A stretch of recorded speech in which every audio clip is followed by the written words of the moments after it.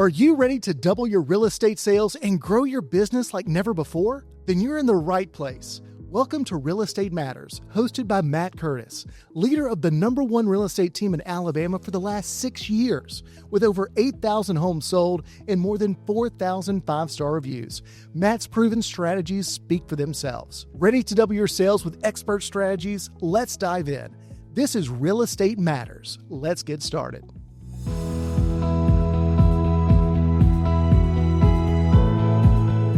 Welcome back to the Real Estate Matters podcast. I'm your host, Clark Dunn, here with Matt Curtis at Matt Curtis Real Estate. Yeah, super excited. Beginning of the year, we're talking about goal setting. It's just really timely. New Year's resolutions, and we do one-on-ones with all of our agents, kind of walk them through their goals. And so this can be used any time of the year, but a lot of people really kind of double down and focus on their goals. So excited to talk about it. Yeah. So to get us started, talk a little bit about the goals versus dreams. Yeah, so I always talk to agents like, hey, what is your goal? And oftentimes I get what is a dream. And so a dream might be, hey, I want to be rich, or I want to, I want to be smart, or, all of it, something that's vague. And so if you really want to create a goal, it has to have two things. Number one is it's got to be measurable. So I say, hey, I want to be rich. I want to have $1 million. I want to make $100,000 a year, whatever it may be. It has to be something that's measurable. The second thing is it's got to have a deadline. Hey, I want to make $100,000 this year. I want to have $1 million by 2028. Whatever that may be. I want to sell 50 homes in 2026. So that's the difference between a goal and a dream. And I think the other thing too is really pushing yourself, because if there's something like linear goals. Like if your goal is just linear, if it's like, hey, this is safe, this makes sense, I can easily do this, you're probably not stretching yourself enough. Like you should probably set a lot of people call this a stretch goal. You probably should also set like a stretch goal, like, hey, I don't know how I'm going to get there. And that's going to push you. That's going to push you to find new books to read and new mentors and new things. You're going to have to change and grow this year to achieve that. And that's the kind of goal I want to achieve. I don't want to achieve a goal of like, hey, I was already doing this. We're just going to work maybe a little bit harder and do this. And, it's going to be a little bit better year. That's not really fulfilling. The fulfilling goals are the ones that push you. Yeah. And I think too, talk a little bit about, where someone should maybe share their goals and where they shouldn't. Yeah. So I did a bunch of different Facebook posts talking about goals, and this is actually what motivated me to do it. I know a guy so anyway, I know a guy, he shows up on my Facebook feed. I won't give any more details other than, he put some goals out there. I thought about like, probably don't know him well enough, just kind of call him out. So it's like, I'm probably not going to do that, but I'm just going to put some posts out there to kind of counteract what other people are saying. And So a couple of things that I saw on these posts. Number one was it was a public post with your goal.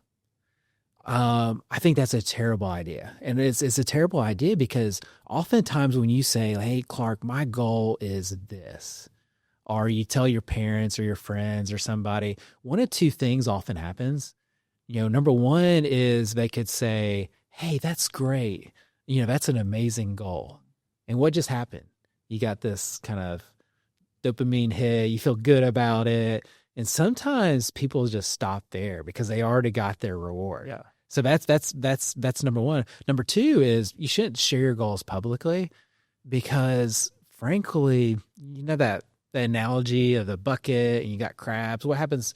Have you ever gone crab hunting like at the beach? You put them all in a bucket and one of them's trying to crawl out. What do the other crab do? They snatch their leg and pull them down, right? That's what human beings do. And so you got to hold your goals tight as well because there's going to be some naysayers out there. If your goal is big enough, you're going to have some people that misunderstand you and they're going to have naysayers. And then ultimately when you're successful, everybody tells you to be successful, but when you are, you get those crafts that try to pull you back down. And so I'm a big believer, like keep your goals close to your chest, write them down. It's amazing. I've gone back and I've looked at goals I've had years ago, and I even forgot I had those goals. I was like, wow, we just achieved that. So the power of writing it down, having a visual, going over, it's really, really important. But it's just not something I would share with everybody.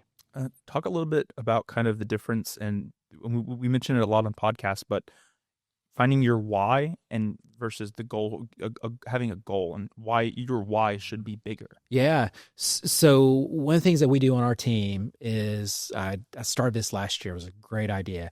Putting our agents in some mastermind groups.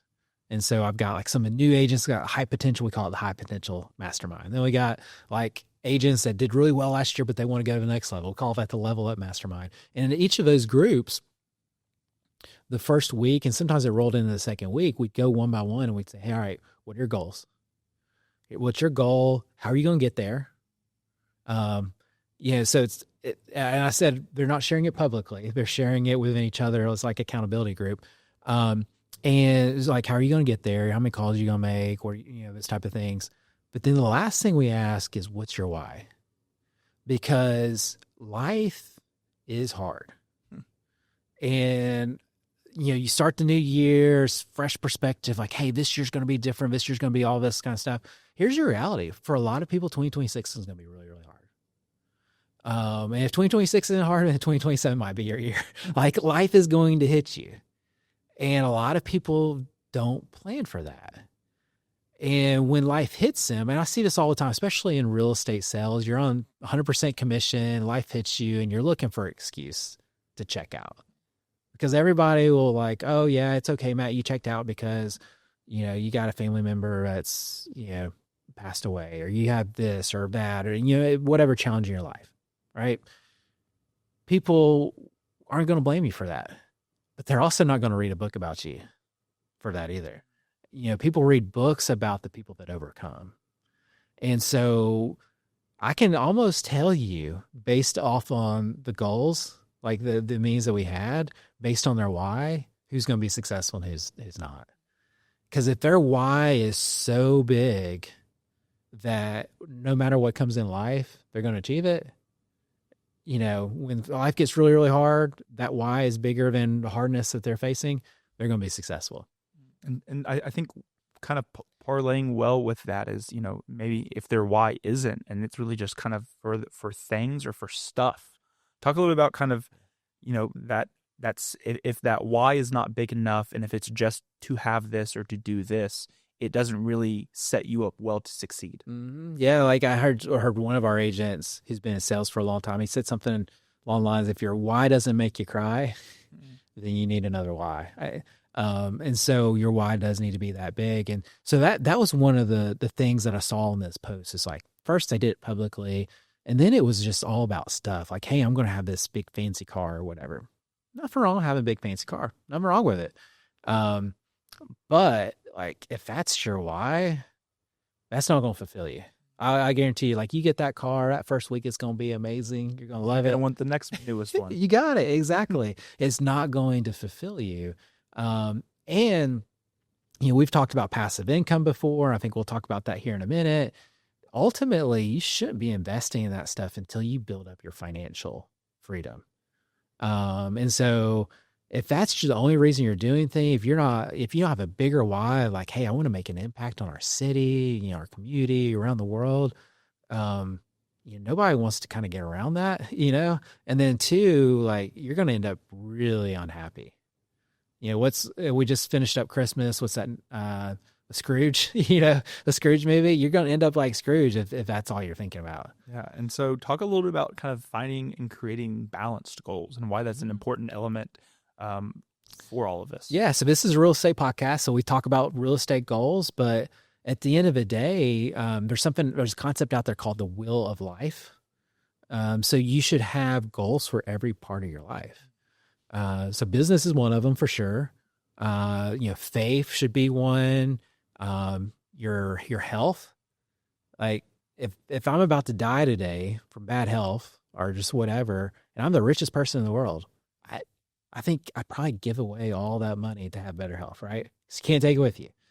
So your health, your relationships, your hobbies, all these different things, your family, because what will happen is one of the things that we've had our agents do before, and a lot of people do this, is you take all those different things and you call them kind of spokes on the wheel, like your family, your spiritual, your business, your financial goals.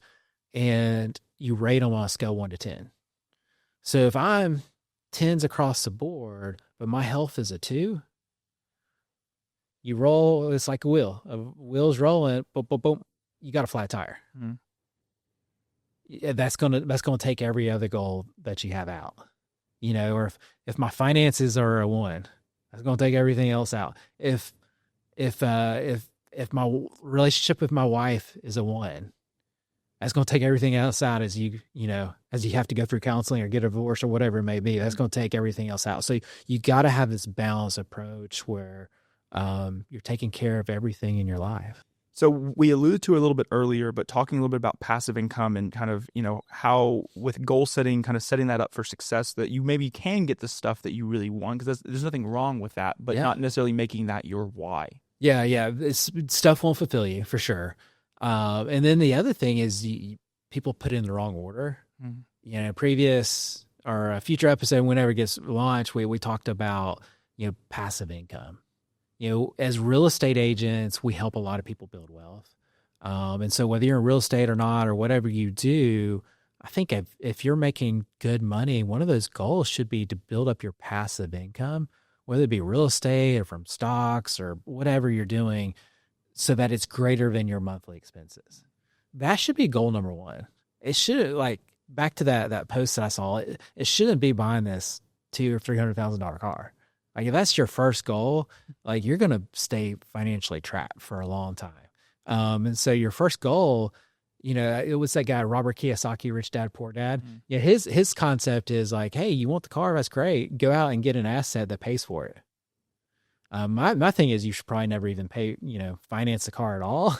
Like, he's like, hey, get cash flow and that'll pay for it. I'm like, hey, get the cash flow and then pay cash for it. If that's really what you want, that's a goal.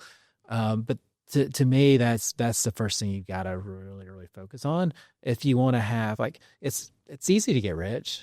It really is. The hardest part is to stay rich. Because, do you have rich habits? It's kind of like people that win the lottery or, they win the NBA lottery, or their NFL or whatever. What does NFL stand for? Not for long. How many of those people make all this money, but they have no financial literacy? They don't have good habits, and it goes right through, and they don't make an impact on the community. They don't build something that lasts. And so if you're going to do this, if you're going to be wealthy, build something that lasts and is bigger than yourself. Yeah. I mean, I think it this transitions perfectly into the kind of the next area of topic, which is start talking about stewardship. Talk a little bit about kind of, we just kind of alluded to it. We've alluded to this stuff in previous episodes too, but talk a little bit about that as the grand scheme of things, looking at like goal setting. Yeah. I'm like, one of the verses and things that challenges me on a daily basis is, to whom much is given, much is expected. Things are bigger than us.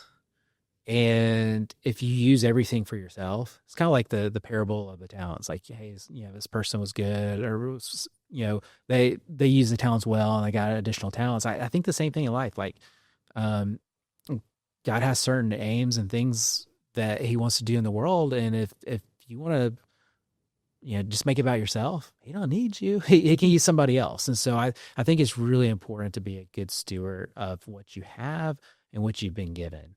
And so I'm a big believer in that.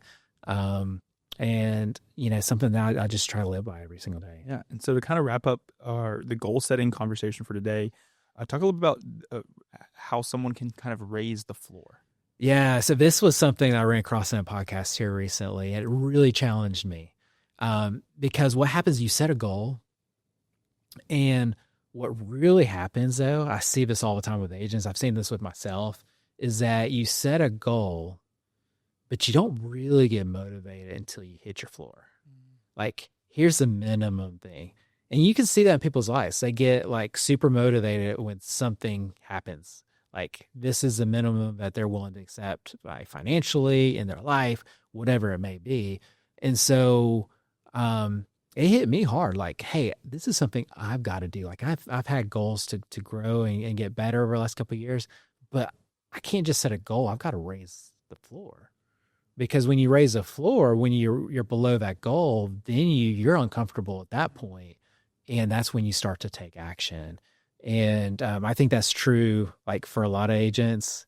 They get comfortable. Like their goal might be 30 homes, but like their floor is really 20. And then when they're only doing about 18, they start working really hard. Like, hey, I got to get up there to get to 20, versus being uncomfortable at 20 and 25, not being comfortable until they hit their 30. Yeah. And I think it's, raising your expectations on yourself to a point that, if, as you're starting out, having that, if 30 is your goal, being okay at 20, but you get to a point where you start to see success. It's like, well, then let's raise the bar.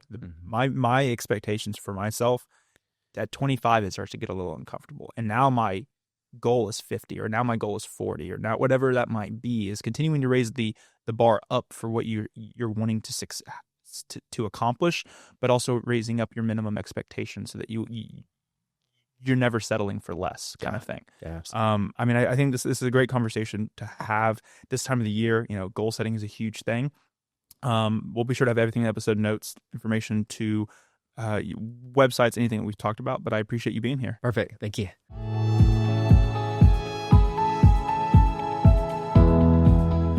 That's a wrap for this episode of Real Estate Matters, helping you double your sales and build a thriving business. But real success is about impact. That's why Matt's team has built over 140 homes for families in Central America, changing lives beyond real estate. Loved what you heard? Subscribe, leave a review, and share this episode with a fellow agent. For more expert insights, visit mattcurtisrealestate.com or find us on social media at Matt Curtis Real Estate. See you next time on Real Estate Matters.